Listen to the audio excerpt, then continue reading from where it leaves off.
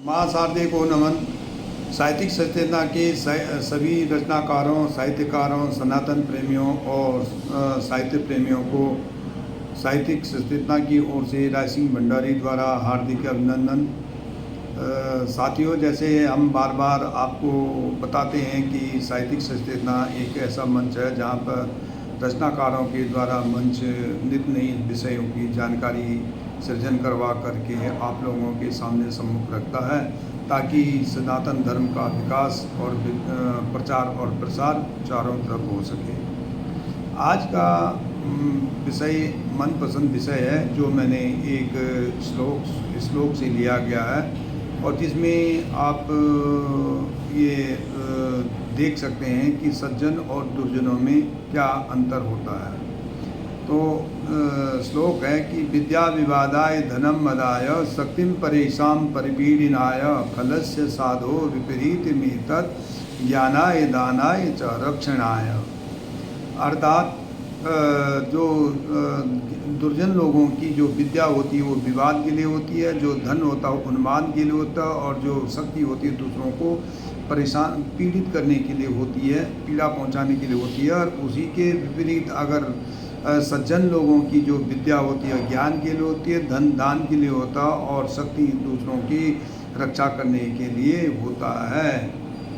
तो ये जो विद्या, सरस्वती माता जो विद्या की देवी है, माँ लक्ष्मी धन की देवी है, और माँ दुर्गा जो है शक्ति की देवी है। ये तीनों देवियाँ अगर सही हाथों में या सही व्यक्ति के पास जाती हैं तो पाप पुण्य ही पुण्य, और चारों तरफ प्रेम सुख और शांति बनी रहती है।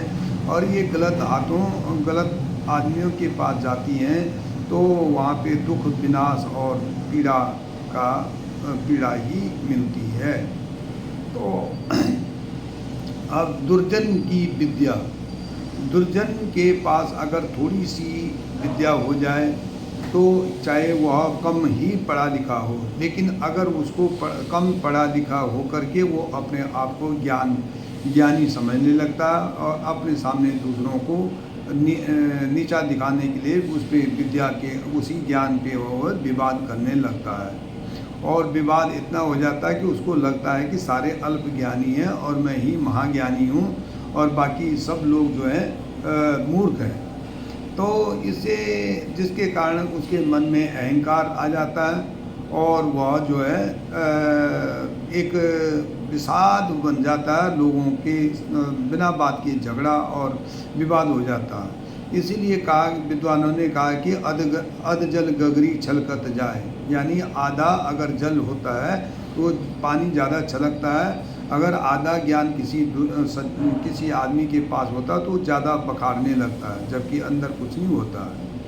अब यही अगर विद्या सज्जनों के पास है, तो यदि किसी महात्मा संत या सज्जन के पास अगर विद्या है तो उसका उद्देश्य रहता है कि यह जो विद्या है वो मेरे पास न रह करके दूर दूर तक फैले और इसका ज्ञान का प्रकाश हो, अंधकार से लोग अंधकार से निकलें और ज्ञान के प्रकाश में सारा देश, सारा राष्ट्र, सारा विश्व, सारा परिवार, सारा समाज विकसित हो सके। तो इस प्रकार से सज्जन लोग उसको ज्ञान, दूसरों को ज्ञान दी करके अपनी विद्या का प्रचार और प्रसार करते हैं। इसीलिए उनको पता है कि जितना हम अगर सरस्वती माँ का जो ये वरदान है उसको हम अगर व्यय करेंगे तो उतना वो नित्य बढ़ता ही रहेगा, क्योंकि ये हमारी बुद्धि या हमारा मन है, जितना हम उसको, मस्तिष्क को जितना हम स्मृति को ताज़ा करते रहेंगे उतना और बढ़ती है। इसलिए कहा है किसी ने कि व्यय तो वृद्धमा याति क्षमयाति संचायता, अर्थात जितना खर्च करोगे उतना बढ़ेगा, जितना जमा करोगे उतना घटेगा। दुर्जनों का धन, दूसरा आ जाता धन। अगर दुर्जनों के पास धन है तो उस धन का दुरुपयोग वह जो है उन्माद में लगा देता, मद में, मदिरा में, मांस में या और पाप कर्मों में लगा देता है। जिससे कि उसके अंदर लोभ मोह काम क्रोध अहंकार जो ये 5 विकार हैं वो उसके पास आ जाते हैं और उसी से वशीभूत होकर विनाश के मार्ग पर चलने लगता है। उसमें उन्माद हो जाता है और दूसरों को नीचा दिखाने के लिए और अपनी शक्ति अपने धन का प्रयोग करने लगता है। अगर वही सज्जनों के पास धन है तो वह धन जो है अपने आप न रख करके और दूसरों को गरीबों को लाचारों को असहायों को निर्धनों को दान दे करके उनको वो संतुष्ट करते हैं, जितना संभव हो सके उनको संतुष्ट कर सकते हैं। तो इस प्रकार से हम कह रहे हैं कि जैसे कहा भी है कि जल में बाड़े नाव है घर में बाड़े धाम, दोनों हाथ उरी चाहिए यही सजन को काम। यानी जिस प्रकार से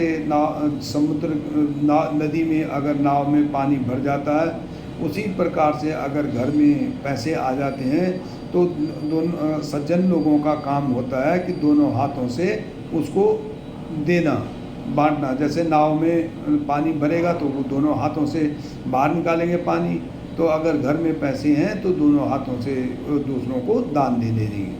तो यही सज्जन और दुर्जन में अंतर होता है, क्योंकि हमारी संस्कृत में कहा कि परमार्थ के कारण साधुन धरा शरीर, क्यों दूसरे के परमार्थ के कारण दूसरों की भलाई में ही साधु अपना शरीर को अपने जीवन को समर्पित कर देते हैं। अब आ जाती तीसरी चीज़ दुर्जन की शक्ति। दुर्जन की शक्ति हमारे पुराणों में दुर्जन पर ये प्रसंग आते हैं जिसमें असुरों ने तपस्या घोर तपस्या करके और शिव जी या ब्रह्मा जी या विष्णु जी से वरदान ले